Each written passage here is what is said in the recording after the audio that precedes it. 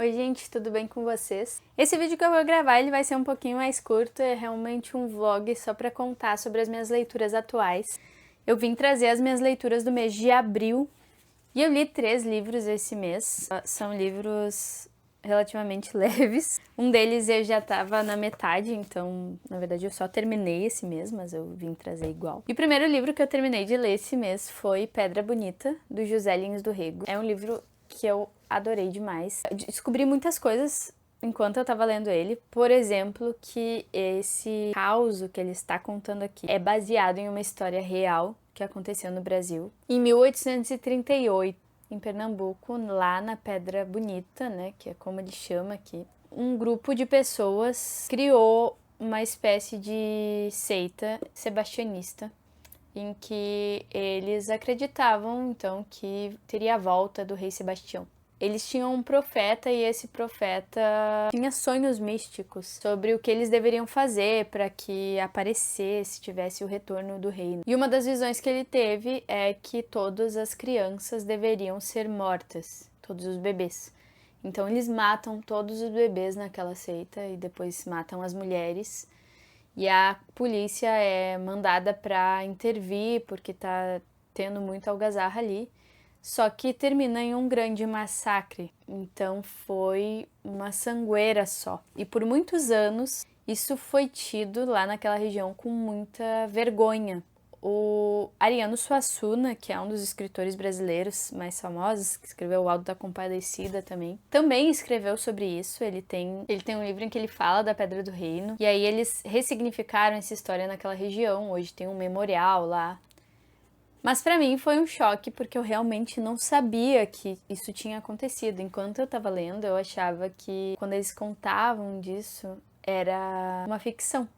Mas não, realmente aconteceu essa parte. Porém, não é um conto simplesmente histórico. Isso passa de fundo na história. Aqui na história a gente vai acompanhar Antônio Bento, e é um menino que ele nasceu em Pedra Bonita, mas ele cresce e é criado por um padre no Açu, que é uma cidade ali perto. O pessoal do Açu não gosta da Pedra Bonita, assim como o pessoal da Pedra Bonita não gosta das pessoas do Açu. E para quem está de fora, eles são a mesma coisa, assim. Mas para eles que estão dentro, um não suporta o outro. Então o menino, como ele é criado no Açu, mas ele veio de Pedra Bonita, ele é desprezado naquela cidade e ele não se encaixa perfeitamente. Ao mesmo tempo, quando ele tem contato com a família dele despreza ele de certa forma, exceto a mãe dele e o irmão. É como se ele fosse do Açu e eles não gostavam das pessoas do Açu. E é um livro fenomenal, faz a gente refletir sobre muitas coisas. Eu preciso desenvolver mais, assim, tudo que eu refleti sobre esse livro, mas eu acho que 2 pontos são os principais até agora, que são as figuras do Padre Amâncio, que é o homem que cria o Antônio Bento, e o quanto ele representa o educador, o pai, a mãe, a família. Muitas vezes o professor está lutando contra um contexto inteiro daquela pessoa. Então ele tenta mostrar o mundo para o Antônio Bento e realmente tornar ele uma pessoa capaz de enxergar de forma ampla. Porém, ele luta contra a ancestralidade dele, luta contra as raízes dele. E é uma força tão forte que faz a gente pensar que é um esforço vão. Mas ao mesmo tempo não é um esforço vão, porque dá pra ver que o menino cresce muito nessa educação com o padre. E se ele não estivesse entregando tudo da vida dele, o que ele estaria fazendo? É um livro incrível por essa figura. E eu acho que a outra figura que me marcou muito nesse livro é o pai do Antônio Bento, o Bentão. E o quanto ele é egoísta. O quanto ele não é capaz de olhar nem para as pessoas mais próximas a ele com amor. Para ele mesmo e para os interesses dele. Então, se ele quer ficar deitado o dia inteiro, ele vai ficar deitado o dia inteiro. Se ele quer ter um bendito bode e tratar aquele bode como pessoa, ele vai tratar aquele bode como pessoa. Isso não é um problema. O problema é que ele não trata as pessoas como pessoas. Assim, livro incrível, de uma história assim narrada de um jeito absolutamente fantástico. Eu sou apaixonada pela forma de escrever do José Lins do Rego. É uma forma mais seca, mais dura, mas não deixa de ter mistério, de nos envolver. E eu gosto muito. Esse é o segundo livro que eu leio dele. O primeiro foi Fogo Morto e é absolutamente incrível. O segundo livro foi Um Abraço. Eu tava precisando de um tempo, de uma tranquilidade. E esse livro eu já tinha lido fazia muito tempo, mas eu queria recomeçar porque a minha ideia agora é ler toda a coleção de Anne de Green Gables, da Lucy Montgomery. E eu sou absolutamente encantada na figura da Anne. Ela é uma menininha incrível, eu entendo porque a Marília e o Matthew quiseram ficar com ela, porque ela faz a gente aos poucos se encantar com a vida. E eu tenho certeza que essa era a intenção da Lucy nesses contos. E o fato de serem contos que, apesar de terem uma linha contínua, eles não têm exatamente uma continuidade, é como se fossem uma espécie de episódios de uma série, é incrível, porque cada leitura era um abraço e eu tava lendo sem pressa, assim, então foi uma delícia o tempo em que eu estive lendo esse livro. Tenho inúmeras passagens aqui, eu sempre faço marcações. Esse em especial eu marquei com muito carinho para uma pessoinha, porque eu vou dar para ela de presente.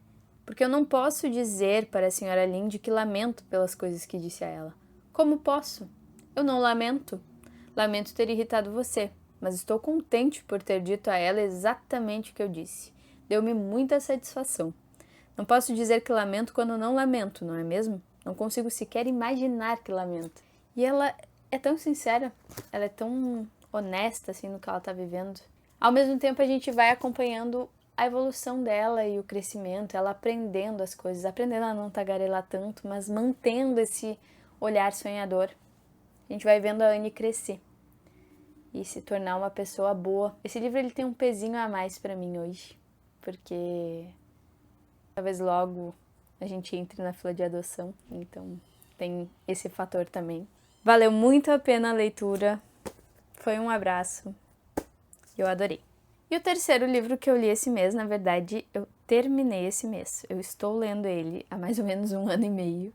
É A Senhora Dalloway, da Virginia Woolf. E ele é um livro que pra mim foi muito difícil de terminar.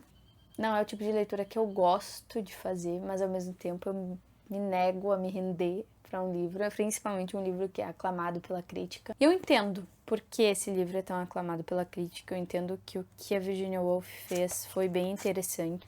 Ao mesmo tempo, eu não acho que ela fez bem, porque não me prendeu a ponto de ser algo bom. E eu já li livros com fluxo de consciência que eu achei bons. Vide Livro do Desassossego, vide Uma Aprendizagem no Livro dos Prazeres, da Clarice Lispector. Agora, esse aqui, não bom. Apesar disso, eu tirei muitas coisas boas desse livro.